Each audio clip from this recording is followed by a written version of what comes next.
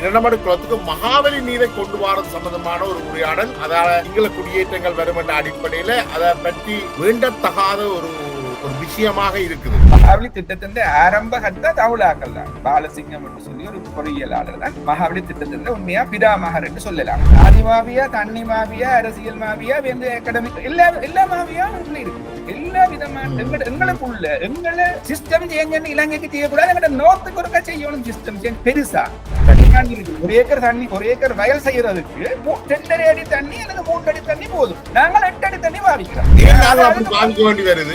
விஷயம் இருக்குதானே, யாழ்ப்பாணத்துல தண்ணி தர மாட்டவன்னு சொல்லி போட்டாங்கல்லோ. அப்ப குளத்துல தண்ணி இல்லைன்னு காட்டுவோம். அப்ப இரிகேஷன் இன்ஜினியரும் தண்ணியா வேணா திறந்து விடுவாரு எல்லாரும். அதுதான் நடக்குது. பெரும்பாலும் பாத்தீங்கன்னா வடக்கு கிழக்குல இருக்கிற நல்ல பாடசாலைகள் வந்து நாங்கள் மாகாண சபையில இருக்கிறது பார்க்க மத்திய அரசுக்கு கீழே இயங்குறதுக்கு விருப்பம் தெரிவிச்சிருக்கிறோம். நீங்க இதை தோண்ட பலிக்கிட்டால் இதுக்குள்ள நிரம்ப பிரச்சனை இருக்கு. அக்ரிகேரியல் டெவலப்மென்ட் நீங்க சொல்ற விஷயத்தை பார்த்தா இது ஒரு பெரிய யாழ்ப்பாணத்தை ஆக்கட அந்த அதாவது திரும்பவும் அந்த குண்டு ஜட்டிக்குள்ள வந்து ஃபேக்கல்டியை போடுறது. ஆனா எப்ப எந்த அப்பாயின்மெண்ட் அதுக்குள்ள வந்ததோ நான் கடைசி மட்டும் யாழ்ப்பாணத்துல வேண்டாம், நாங்கள் எங்களுக்கு தந்த லேண்ட்லயே போவோம்.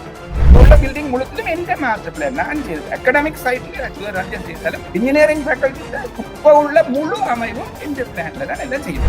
பின்னாலே ஒட்டுல வச்சு கொண்டு செய்யண்டாதான் செய்யற ஆட்டிடியூட் எங்கள்கிட்ட இருக்கு. விசரன் தான் சொல்லுவாங்க. இப்ப மூசிக்கு விசரன் சொல்ற மாதிரி சொல்லுவாங்க கண்டேன். அதான். வணக்கம் நேயர்களே, இன்றைக்கு மற்றொரு கலந்துரையாடல் நாங்கள் ஏற்கனவே உரையாடிய நீர்வள பிரச்சனை தொடர்பாக உரையாட இருக்கின்றோம். இம்முறை இந்த மகாவலி திட்டத்தை வடக்குக்கு கொண்டு வருவது பற்றியும் அதில் உள்ள தாக்கங்கள் பற்றியும் கதைக்க இருக்கின்றோம். உம்மோடு இது பற்றி உரையாடுவதற்கு இணைந்து கொள்கிறார் ஓய்வு பெற்ற பேராசிரியர் கலாநிதி சிவகுமார் சுப்பிரமணியம். வணக்கம் டாக்டர் சிவகுமார். வணக்கம். வணக்கம். வணக்கம்.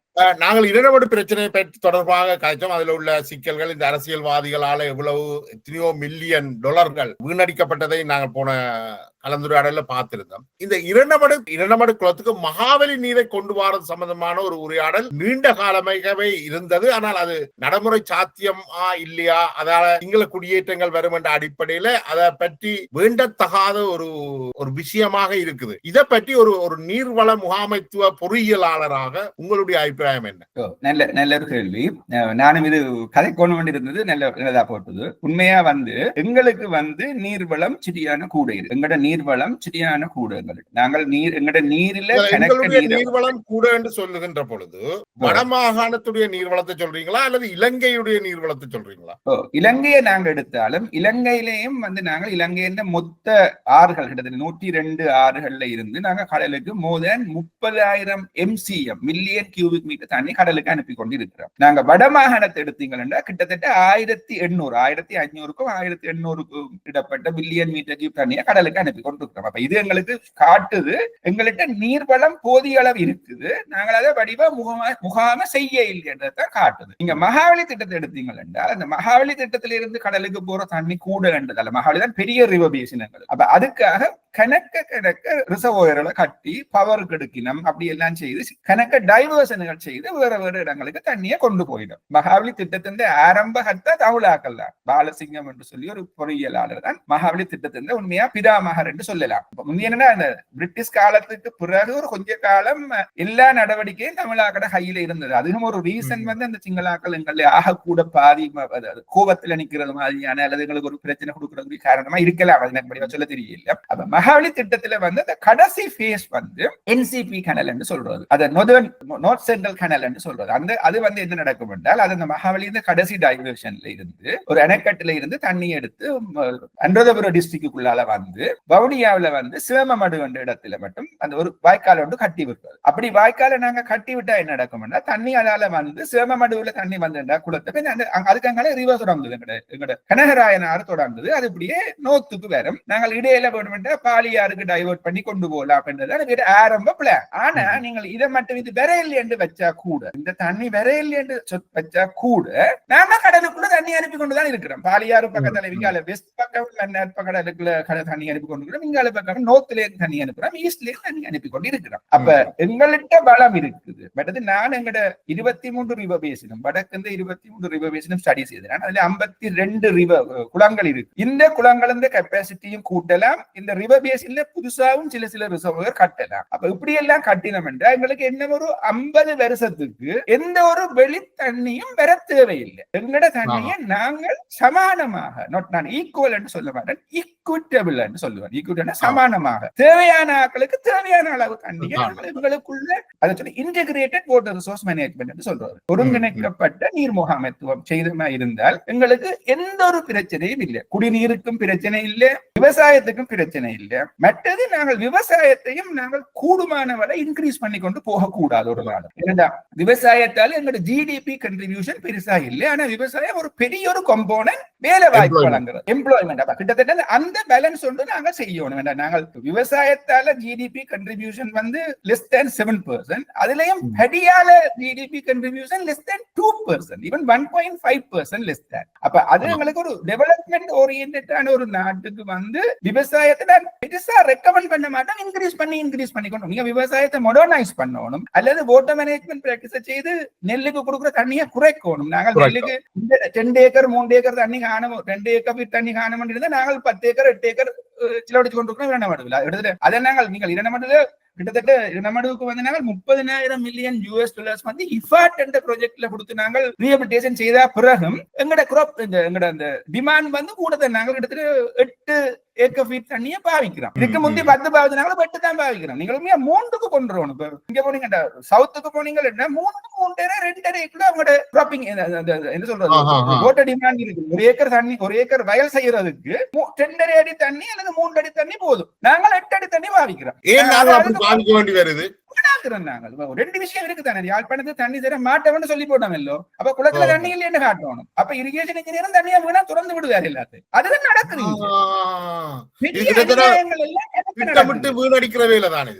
இது ஒரு வகை கரப்ஷன். அதாவது அதாவது தண்ணியை சிக்கனமா பாவிக்கணும் என்றால் குளத்துல நிரம்ப விடுறது, திறந்து விடுறது, கூட வயலுக்கு கூட தண்ணியை பாவிக்கிறது, பேருந்து வெட்டி விடுறது. அதாவது சிக்கனமா பாவிக்கிற எந்த ஒரு பழக்க வழக்கமும் நம்மளுக்கு இல்ல. பாருங்க 8 அடி தண்ணி பாவிக்கிறது, நீங்க 4 அடி தண்ணி வச்சா டபுள் தண்ணி மிஞ்சுது. அதே அளவு தண்ணி அங்க மிஞ்சுது. அப்ப நீங்கள் இந்த தண்ணியை வச்சுக்கொண்டே நீங்கள் சிறுபோகம் கூட செய்யலாம். ஆனா தண்ணி தர மாட்டோம்னு சொல்றோம். இதெல்லாம் இது ஒரு கிட்டத்தட்ட ஒரு மாஃபியா உண்டு. இப்ப கமக்கார அதிகாரிகள் இது தனியா இரிகேஷன் என்ஜினியர்ஸ் சொல்ல மாட்டேன், கனவேறதுக்கு சம்பந்தப்படலாம். நீங்கள் இதை தோண்ட வலிக்கிட்டால் இதுக்குள்ள நிரம்ப பிரச்சனை இருக்கு. அக்ரேரியன் டெவலப்மெண்ட் நீங்க சொல்ற விஷயத்தை பார்த்தா இது ஒரு பெரிய கிட்டத்தட்ட அப்படித்தான், கிட்டத்தட்ட அதுதான் நடக்குது. மற்றபடி இது சிம்பிளா சோல்வ் பண்ணக்கூடிய பிரச்சனை. இது வெறுக்கிற மாதிரி தான் விஷயங்கள் இருக்கு. நாங்க ரோட்டை மறிப்போம், அதை செய்வோம், இதை செய்வோம், இதை செய்வோம், அது செய்வோம், இது செய்வோம் மாதிரி கதைக்கிற ஆக்கள் தான் இருக்கணுமே ஒழிய எங்கட என்ன நான் எந்த புத்தக வெளியிட்டு வந்துட்டு அரசாங்கத்துக்கு எதிராக சிங்களவர்களுக்கு எதிராக நாங்க போராடுறோம். அது வந்து தங்களை காப்பாற்றுறதுக்கு ஒரு முகமூடி. அதே நேரம் இங்க வந்து என்ன ஒரு மாஃபியா நடக்குது எங்களுக்குள்ள. நீங்க முந்தின காலத்துல இந்த சாதி மாஃபியா மாதிரி இது தண்ணி மாஃபியா. சாதி மாஃபியா, தண்ணி மாஃபியா, அரசியல் மாஃபியா, அகாடமிக் எல்லா மாஃபியா இதுக்குள்ள இருக்குது. எல்லா விதமான எங்களுக்குள்ள எங்களை சிஸ்டம் சேஞ்ச் இலங்கைக்கு செய்யக்கூடாது. எங்கட நோத்துக்கு ஒருக்கா செய்யணும் சிஸ்டம் சேஞ்ச் பெருசா. ஏமான விடயங்கள் வந்து இங்க பிழையா நடக்குது. அந்த பிழையை கொண்டு போற தன்மையும் இருக்குது. அந்த பிழையை செய்துட்டு நியாயப்படுத்துற தன்மையும் எங்கள்கிட்ட இருக்குது. அந்த பிழையை சரியாக்குறதுக்காக நிறைய நிதிகள் அப்ப நான் சொல்ல வர்றது என்றால் மகாவலியில இருந்து தண்ணி எங்களுக்கு கொண்டரவே தேவையில்லை. நாங்கள் எங்களோட தண்ணியை ப்ராப்பரா மேனேஜ் பண்ணினால் மகாவலி தண்ணி வர தேவையில்லை. இந்த யாழ்ப்பாணத்துக்கு தண்ணி கொடுக்க மாட்டேன்னு சொல்றாக்கள கூட்டம் வந்து கோடை காலத்துல மகாவலியை கொண்டு போட்டு குடியேற்றுவான் அல்லது இரண்டமடுவை தன்னிட்ட தூக்கி போடுவான். தூக்க நெச்சா இரண்டமடுவை தூக்குறது அவனுக்கு ஒரு சின்ன விஷயம் இல்ல. இப்ப அரசாங்கம் இருக்கிற நிலையே இல்ல. உங்களோட என்ன விஷயத்தையும் மத்திய அரசுக்கு மாத்திக்கணும். செய்ய நெச்சா தண்ணியை கொண்டு தந்துதான் செய்யணும் வண்டி இல்ல. பார்லிமெண்ட் பில்ல கொண்டு இரண்டமடுவு மத்திய அரசாங்கம் போயிட்டு போகுது. நீங்கள் இங்க சண்டை பிடிச்சாங்க ஒன்றும் செய்ய போற இல்ல. இன்னொரு சிக்கலும் இருக்குதானே. இப்ப பார்த்தோம்னா பெரும்பாலும் பாத்தீங்கன்னா வடக்கு கிழக்குல இருக்கிற நல்ல பாடசாலைகள் வந்து தாங்கள் மாகாண சபையில இருக்கிறதிலும் பார்க்க மத்திய அரசுக்கு கீழே இயங்குறதுக்கு விருப்பம் தெரிவிச்சிருக்கு. பல பாடசாலைகள் மாறிக்கொண்டு போகுது. அதடுத்த ஒரு கிரைம் என்னென்றால் நாங்கள் நேஷனல் ஸ்கூல் சொல்றதுல பெருமைப்படுறோம். ஆனா என்னன்னா அதுலயே ஒரு காரணம் இருக்குது. எங்கட மாகாண கல்வி திணைக்களம் அண்மையில கவர்னர் சொன்ன கதை, கவர்னர் இடத்துல கதைச்சிருந்தாரு தானே, தான் ஒரு ஆசிரியராக பிரச்சனையை பற்றி அவரை சந்திக்க சொல்லி அனுப்பின இடத்தின ஒரு அடிஷனல் டைரக்டர் எஜுகேஷன் பிஹேவ் பண்ண விதம். கவர்னர் ஒரு நேர்மையான ஒரு அதிகாரியா இருந்தவர் என்றபடியால் அவர் கன விஷயங்களை வெளியில சொல்றார். யாழ்ப்பாணத்துல இருக்கிற அட்மினிஸ்ட்ரேட்டர்ஸ கொண்டு நடத்துறது பெரிய கஷ்டமா கிடக்கு. இதை மட்டும் நான் சொல்றேன், என்ஜினியர்ஸ கொண்டு நடத்துறதும் கஷ்டமா இருக்கு. அதாவது இந்த எல்லாம் ஒரு வகை மாஃபியா, எல்லாம் ஒரு வகை மாஃபியா தங்கட ராஜ்யம் மாதிரி. மற்றது வேற நொதர்ன் ப்ராவின்ஸ்ல வந்து ஒருதருக்கும் பனிஷ்மெண்ட் கிடைக்காது. களவெடுத்திருப்பாங்க, பனிஷ்மெண்ட் செய்ய மாட்டாங்க. ஒன்றில் டிரான்ஸ்ஃபர் பண்ணுவாங்க, இல்ல அந்த காசை மட்டும் ரிகவர் பண்ணி விட்டுருவாங்க.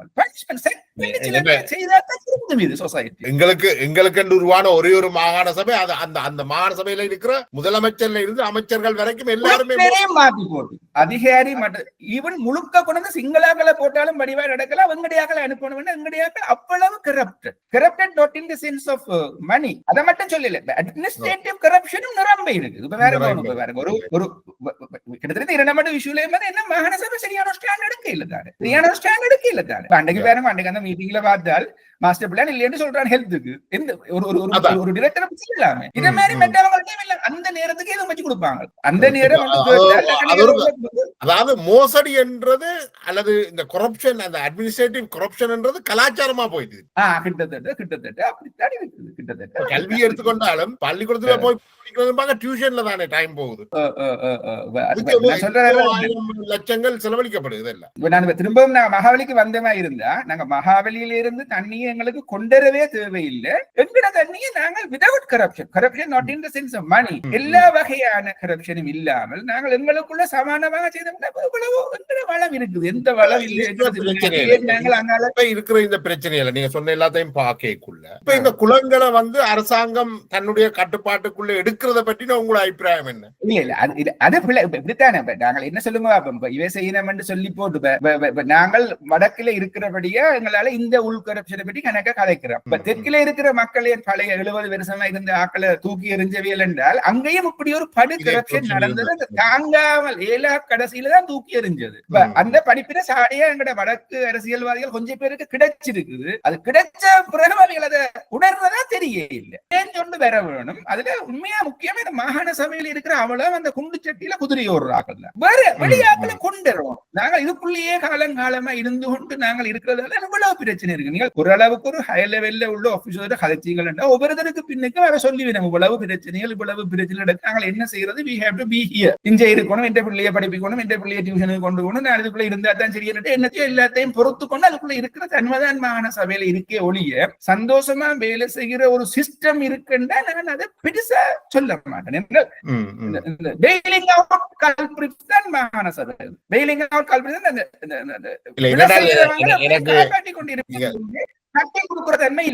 நீங்க சொல்ற விஷயத்த சொல்ல எனக்கு ஒரு விஷயம் மண்ணில பட்டது.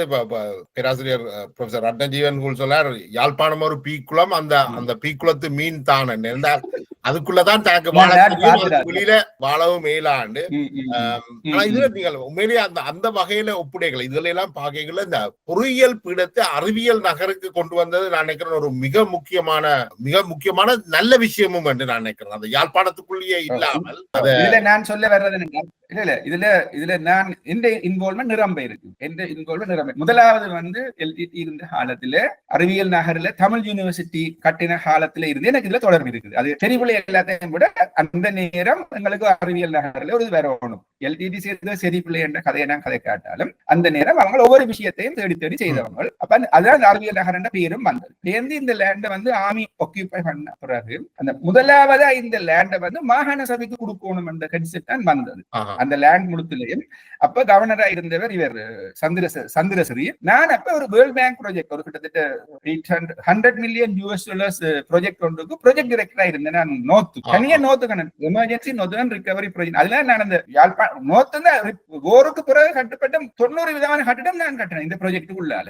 அப்ப ரங்கர் என்ன பேர் சந்திரசிறி வந்து அப்ப சீஃப் செக்ரட்டரியா இருந்தவர் சிவசாமி என்று சொல்லி என்னையும் அவரையும் கூப்பிட்டு நாங்கள் PBJ சுந்தராவோட கொழும்புல ஒரு மீட்டிங் நடந்தது. எங்களோட ஸ்டேரிங் கமிட்டி மீட்டிங் நடந்தது ட்ரெஷரியில. அதுல வச்சு எனக்கு பக்கத்துல சிவசாமி எடுத்துக்கொண்டு என்ன சொல்ல வைக்க ட்ரை பண்ணவர் 800 மில்லியன் காசு தருவன் அறிவியல் நகர் அந்த காம்ப்ளெக்ஸை திருத்தி போட்டு மாகாண சபையை கொண்டு போறது. ஆனா நான் கடைசி மட்டும் அதுல இடம் கொடுக்க இல்லை. ஏனென்றால் எங்கட இந்த எமர்ஜென்சி நோர்தர்ன் ரிகவரி ப்ராஜெக்ட் என்று சொல்றது ஒரு காசுக்கு 800 மில்லியனை கொண்டே ஒரு கட்டுமானத்துக்கு கொடுக்கறது இல்லை. இந்த யுத்தத்துக்கு பிறகு வந்த ஆக்களுக்குரிய கட்டுமானங்களை பழைய நிலைக்கு கொண்டு வந்து விடுறது. அப்ப நாங்கள் ஒரு 50 மில்லியன் 25 மில்லியன் ப்ராஜெக்ட நாங்க 700 ப்ராஜெக்ட் கிட்ட நான் நடைமுறைப்படுத்தினேன் அந்த அந்த யுத்தத்துக்கு பிறகு வந்த 2 வருஷ காலத்தில். அப்ப முதலாவதா நான் அதை மறுத்தது. அப்ப உடனே பிபிஜே சுந்தர சிவசாமிக்கு சொன்னவருடனே no no Siva will not give you money, I will, you request me, I will give you special fund for மாகாண சபை to construct building there என்று சொன்னார். அப்ப அதோட முதலாவது பிளாக் வந்து அறிவியல் நகர் வந்து மாகாண சபைக்கு போக இல்லை. அதுக்கு பிறகு உண்மையா இதுல அறிவியல் நகரை கட்டின கமலேந்தி அப்பாக்கு நாங்க முதல் நன்றியா இருக்கணும். அடுத்தது ரெண்டாவது வந்து அந்த என்ன சொல்றது கமலேந்தி அப்பா, அதாவது வேறு நிதி பிரிவுக்கு பொறுப்பா இருந்த கமலேந்தி என்று சொல்லி LTT அவர் தான் அந்த லேண்ட் எடுத்து அதுல தமிழ் யூனிவர்சிட்டி என்று சொல்லி காட்டினது. அதுக்கு புலம்பெயர் ஆக்கள் இருந்து கனவேரிட்ட இருந்து நிதி உதவி எல்லாம் பெறப்பட்டது. நான் கனவேர் அதை சொல்லி இருக்கிறேன். இரண்டாவது வந்து கொக்காவில் டாக்டின் என்று சொல்றது என்னென்றால் அதுமே டக்ளஸ் தேவானந்தக்கு தான் போகணும். மற்றவர்கள் சொல்லி இல்லாத என்னென்றால் அவர் வந்து அந்த ராஜபக்ச வந்து இங்க வரையக்குள்ள அதுக்கு என்ன பேரு கொக்காவிலுக்கு வந்த இடத்துல இந்த கதையை போட்டு எஃப்னா யூனிவர்சிட்டி கொடுக்கணும் என்ற அந்த வேர்டை எடுத்து எஃப்னா கொடுக்க வச்சது டக்ளஸ் தேவானந்தா முயற்சி. இதுதான் இரண்டாவது. அதுக்கு பிறகு கன மீட்டிங்கள் நடந்தது கொழும்புல எல்லாம். அப்ப எஸ்பி திசாநாயகா மினிஸ்டரா இருந்தவர். அது ஒரு விளைவுதான் நான் திருப்பி யூனிவர்சிட்டிக்கு போனேன். என்ன வந்து coordinator for establishing engineering faculty என்று சொல்லி போட்டு அறிவியல் நகர்ல பில்டிங்கள் கட்டவழிக்கிறதுக்கு தொடங்கினார். நான் யூனிவர்சிட்டி இங்க கவர்மெண்ட் சர்வீஸ்ல இருந்து ரிலீஸ்ல அங்க போய் யூனிவர்சிட்டியில எனக்கு சீனியர் லெக்சரர் அப்பாயின்மெண்ட் தந்து coordinator for establishing engineering faculty தந்தது. அப்ப முதலாவது எங்களோட யூனிவர்சிட்டி ஆக்கள் இந்த ஐடியா வந்து இன்க்ளூடிங் கூல் வந்து கூல வீசி ஆக்கி பிரபாகரன் என்று சொல்லி இப்ப கொஞ்ச காலம் டீனா இருந்தவரை டீன் ஆக்கி அத்புதராஜ ஹெட் ஆஃப் டிபார்ட்மெண்ட் ஆக்கி பட்டுக்கோட்டை டெக்னிக்கல் காலேஜ்ல இன்ஜினியரிங் ஃபேக்கல்டி தொடங்குற புதுதான் எங்கட யாழ்ப்பாணத்தை ஆக்கட அந்த டெரிக்கல இருந்தது. அந்த அதாவது திரும்பவும் அந்த குண்டு சட்டிக்குள்ள கொண்டே ஃபேக்கல்டியா போறது இருந்தது. ஆனா எப்ப எந்த அப்பாயின்மெண்ட் அதுக்குள்ள வந்ததோ நான் கடைசி மட்டும் யாழ்ப்பாணத்துல வேண்டாம், நாங்கள் எங்களுக்கு தந்த லேண்ட்லயே போவோம். எங்களுக்கு எலக்ட் பண்ணியாச்சு லேண்ட், கேபினட் பேப்பர் ஒன்றுக்குள்ள எங்களுக்கு லேண்ட் தந்தாச்சுன்னு சொல்லி போட்டு நாங்கள் போய் அறிவியல் நகர்லயும் அதுவும் இதே அந்த முன்னுக்கு கட்டவழிக்கிட்டோம் எல்லாம் இல்ல எல்லைக்கு போவோம். பின் எல்லையில 5 பில்டிங் கட்டித்தான் நாங்கள் முதலாவது இன்ஜினியர் ஃபேக்கல்டி கொண்டு போனோம். 5 மில்லியன் 5 பில்டிங்கை நாங்கள் உடனே கட்டித்தான் நாங்கள் ஃபர்ஸ்ட் பேட்ச் வந்து 50 பேரை நாங்கள் எடுத்தோம். அதுக்கு பிறகுதான் நாங்கள் 2000 மில்லியன் காசு எடுத்து இப்ப உள்ள பில்டிங் முழுத்திலும் எந்த மாஸ்டர் பிளான் நான் செய்து அகாடமிக் சைட்ல அற்புதராஜா செய்தாலும் இன்ஜினியரிங் ஃபேக்கல்டி இப்ப உள்ள முழு அமைவும் எந்த பிளான்ல தான் எல்லாம் செய்யப்பட்டது. அப்ப அது வந்தது வந்து அந்த லொகேஷன் அது பிள்ளை இது பிள்ளை என்று கனவேர் கதைச்சாலும் யாழ்ப்பாணத்துல இருந்து கொண்டு டெய்லி வேற குவார்டர்ஸ் எல்லாம் காட்டினாங்க. குவார்டர்ஸ் கிட்டத்தட்ட ஒரு 50 ஸ்டாஃபுக்கு குவார்டர்ஸ் இருக்குது, ஒரு டொமெட்ரி 30 பேருக்கு டொமெட்ரி இருக்குது. அப்ப இதுகள் எல்லாம் இருந்தா எங்க நாங்க வந்து இருக்கணும், நாங்கள் எல்லாம் டே ஸ்காலர் மாதிரி லெக்சரர்ஸ் எல்லாம் இருக்கிறோம். இன்னொன்றையும் நாங்கள் பார்க்கணும். உண்மையிலேயே யுத்தம் நடந்திருக்காட்டி யாழ்ப்பாணத்துடைய சனத்தொகை வந்து கிட்டத்தட்ட 1.5 மில்லியன் 2 மில்லியனா போயிருக்கு. வந்து காணாது, அங்க இருக்கிற வளங்கள் வந்து போதாது. குடாநாட்டை விட்டு வெளியில வரணும். இல்ல உண்மையா உங்களுக்கு இதுல கருத்தொற்றுமை இருக்குதோ இல்லையோ எனக்கு தெரியாது. நாங்கள் 2-3 இடத்துல நான் வந்து வெண்ணிக்குள்ள வேலை செய்யறாலே எல்லா மட்டத்திலயும் எனக்கு எல்லா பெரிய மட்டத்திலயும் 2 பக்கம் எனக்கு எல்லா பெரிய மட்டத்திலயும் தொடர்புகள் இருந்தது. நாங்க கன டிஸ்கஷன்ல யாழ்ப்பாணத்தை ஒரு மொனுமெண்டல் சிட்டியா வச்சுக்கொண்டு பாப்புலேஷனை வன்னிக்கு எடுக்கணும் என்ற ஒரு கன்செப்ட் நாங்க இருந்தது. என்ன பிரச்சனை என்றால் எங்கள்கிட்ட வந்து உங்களுக்கு பின்னாலே ஒன்றை வச்சுக்கொண்டு செய்யத்தான் செய்யற ஆட்டிடியூட் எங்கள்கிட்ட இருக்கு. இப்ப சொல்லுங்க யாழ்ப்பாணத்துல யாரும் கேட்பானோ விசரன் தான் சொல்லுவாங்க, இப்ப ஊசிக்கு விசரன் சொல்ற மாதிரி சொல்லுவாங்க. கட்டேன் சொல்ற விதம் பிள்ளை, ஆனா சொல்ற விஷயம் சரி. அதாவது LTT இந்த காலத்துல யாழ்ப்பாணத்தை மொனுமெண்ட் சிட்டியா வச்சுக்கொண்டு take the population out to Vanni என்ற ஒரு கன்செப்ட்லயும் நாங்க சில வர்க்கிங் செய்த நாங்க. அது மட்டும் இல்ல, யாழ்ப்பாணம் பருத்தித்துறை கட்கோளம் அதால வந்து இலங்கையில கோஸ்டல் சைட்டால ஈஸ்டுக்கு மட்டும் ரயில்வே லைன் போடணும் என்ற ப்ரொபோசலும் நாங்கள் வடக்கு கிழக்கு மாகாண சபை உருவாக்கைக்குள்ளேயே இந்த வடக்கு கிழக்கை இணைக்கிறதுக்கான ஒரு பாதை அமைக்கப்படணும் என்ற ஒரு திட்டமும் வைக்கப்பட்டிருந்தது. அந்த நேரத்தில் மாகாண சபை உருவாக்கும் நாங்கள் இது வந்து எல்டிடி காலத்துல நாங்கள் பிளானிங் அண்ட் டெவலப்மெண்ட் செக்ரட்டரியேட் வச்சுக்கொண்டு ஏடிபி வந்து ஒரு நீட் அசஸ்மெண்ட் செய்த சந்திரிகாந்த காலத்து சந்திரிகாந்த கவர்மெண்ட் இருக்கிற அந்த பீஸ் ஸ்டோக் அதுல இதுகளெல்லாம் டிஸ்கஸ் பண்ணப்பட்டது. என்ன சொல்றேன் என்றால் கன்செப்டுவலி நல்ல கன்செப்ட் எல்லாம் இருந்தது. இப்ப நாங்கள் அது எல்லாத்தையும் தூக்கி மூடி வச்சு போட்டு எங்கட செல்ஃபிஸும் எங்கட சிற்றரசரை நாங்கள் எல்லாரும் எங்கட ராஜ்யம் ஆள்ற மாதிரி மாகாண சபை எங்க கொண்டு இருக்குது. இப்ப இந்த மகாவலி திட்டத்துக்கு திருப்பி வந்தோம்னா மகாவலி திட்டம் வந்து எங்களுக்கு உண்மையிலேயே தேவையில்லை. எங்களுக்கு தண்ணி என்று பார்த்தால் எங்கள்கிட்ட இருக்கிற தண்ணி வளங்களை பாவிக்கலாம். இல்ல அப்படியே திட்டம் கொண்டு வரப்பட்டால் அதால குடியேற்றம் வரும் என்றது ஒரு பெரிய பிரச்சனையா இருக்கா உண்மையிலே? இல்ல இப்படித்தானே எங்களுக்கு ஒரு பாஸ்ட் எக்ஸ்பீரியன்ஸ் வந்து சுதந்திரம் அடையக்குள்ள கூட எங்கட ராமநாதனோ சேர்வன் ராமநாதன் அருணாசலம் ஆக்கள் வந்து எல்லாரும் ஒன்றா சேர்ந்து நாங்கள் நாட்டை கொண்டு போவோம்.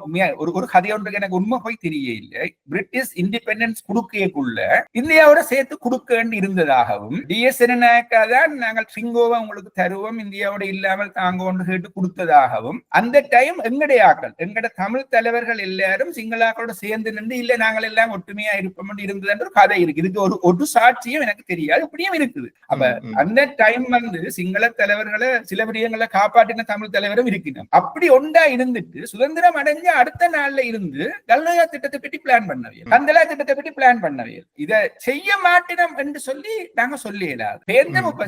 கோத்தாபய ராஜபக்ச அரசாங்கத்துல கூட அந்த பௌத்த இதுகளை உண்மையா பௌத்தம் என்று சொல்றது சிங்களத்துக்குரியது மட்டும் இல்லையா, தமிழுக்கும் பௌத்தம் இருக்கு. அது இல்ல உண்மையா சைவ சமயத்தின் ஒரு பிலோசபி தான் புத்தர். அப்ப அதை வந்து அந்த சிவலிங்க வழிபாட்டோட தியான மண்டபங்கள் வந்து தமிழிடங்கள் எல்லாம் இருந்திருக்குது.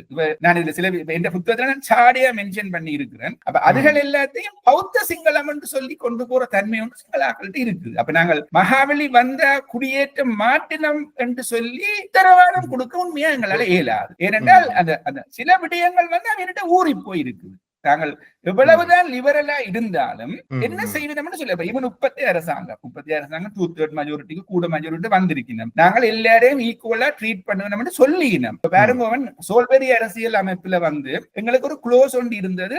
சிறுபான்மைக்கு எதிரான ஒரு சட்டமும் பார்லிமெண்ட்ல கொண்டு வரதா இருந்தால் சிறுபான்மையான மெஜாரிட்டி எடுக்கணும் இருந்தது சோல்பரி அரசியல் அமைப்புல. ஆனா ஸ்ரீமாவ பண்டரநாயக்க அரசியல் அமைப்புல வந்து அதை முழுசா ரிமூவ் பண்ணி போட்டோம். அப்ப பாருங்க ஸ்ரீமா சுதந்திரத்துக்கும் ஸ்ரீமா வர்றதுக்கு இடையில இருந்த காலத்துக்குள்ள சேஞ்ச் இப்பயும் நடந்திருக்குது. ஸ்ரீமாவுக்கு பிறகு ஜேஆர் வந்த பிறகு என்ன எங்களுக்குள்ள பிரச்சனைகள் வேற வலிக்குது. அப்ப இப்ப வந்து உண்மையா சமஷ்டி நாங்க கேட்கல சிங்களாக்கள் சமஷ்டி கேட்டவே முதல் கேட்டவியாரி பண்டரநாயக்கா கேட்டவர் அவருக்கு ஓட் கிடைக்காது என்றுதான் சிங்கள ஒன்லி வந்தவர். அப்ப நாங்கள் திரும்பவும் இதை வந்து என்று சொல்லி நாங்கள் எல்லாத்தையும் கோட்டை விடலாமோ தெரியல. நம்பிக்கையில நாங்கள் கன விஷயத்தை செய்ய இயலாது என்றுதான் நினைக்கிறேன். அந்த மகாவலி வரக்கூடாது என்றெல்லாம் நானும் ஓரளவுக்கு மரவழி வருமா இருந்தால் இவரை நம்ப இயலாது. அதாவது தண்ணி நாங்கள் மகாவலிக்கு போக வேணும். எங்கட தண்ணி எங்களுக்கு காணும். எங்களுக்கு நாங்கள் அதை விருதார்கள் இல்லை பிரச்சனை அதுக்கு எதிராக வந்து நாங்கள் செய்யணும். இந்த முறை ஓட்டிங் பேட்டர்ல நியாயமான சேஞ்ச் இருந்தது. சேஞ்ச் இருந்தது. மாறலாம் சில நேரம் அதுதான் வேணுமே ஒழிய இங்க விடுதலை சொல்லிவிட்டு அதை கொண்டுட்டு நாங்கள் நெருப்புக்குள்ள இடுப்புல நெருப்ப கட்டினது மாதிரி நாங்கள் இருக்கலாது. மகாவலி கொண்டரவணும் என்றது நாங்கள் அக்செப்ட் பண்ண உண்மையா இயலாது. எங்கட தண்ணியை நாங்கள் சமானமாக எல்லாரும் பாவிக்கிற பழக்கத்தை எங்களுக்கு உருவாக்க வேண்டும். அதுதான் எங்களுக்கு உண்மையான வேண்டுமானது. நினைக்கிறேன் இந்த புள்ளியோட நாங்கள் இந்த உரையாடலை நிறுத்திக் கொள்ளலாம் நினைக்கிறேன். தொடர்ந்து உரையாடுவோம் என்றால் நினைக்கிறேன் இது எரிகின்ற பிரச்சனையாக உருவாகும் நினைக்கிறேன். சிறிது காலத்துக்கு உங்களுடைய நேரத்தை ஒதுக்கி உங்களுடைய கருத்துக்களை பகிர்ந்து கொண்டமைக்கு மிக்க நன்றி.